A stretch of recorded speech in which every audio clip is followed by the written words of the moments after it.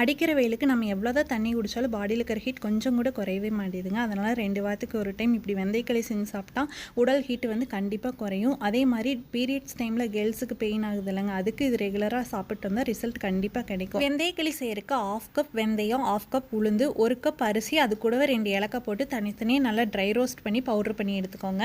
நம்ம பவுட்ரு பண்ணதை ஒரு பவுலில் மாற்றிட்டு 3 கப் தண்ணி ஊற்றி நல்லா கரைச்சி எடுத்துக்கலாங்க. பேலன்ஸ் 1 கப்பை அடிக்கணமான பாத்திரத்தில் வச்சு தண்ணி கொதிச்சதுக்கப்புறம் நம்ம கரைச்சி உள்ளே போட்டு நல்லா 3 நிமிஷம் கிளறிட்டு இருந்தோம்னா நல்லா கெட்டியான ஸ்டேஜ் வருங்க. இந்த ஸ்டேஜில் பார்த்தீங்கன்னா நம்ம 2 கப் நாட்டு சக்கரை இல்லைன்னா கருப்பட்டி எது வேணாலும் யூஸ் பண்ணிக்கலாம். நான் இன்றைக்கி கருப்பட்டி தான் யூஸ் பண்ணிக்கிறேன்.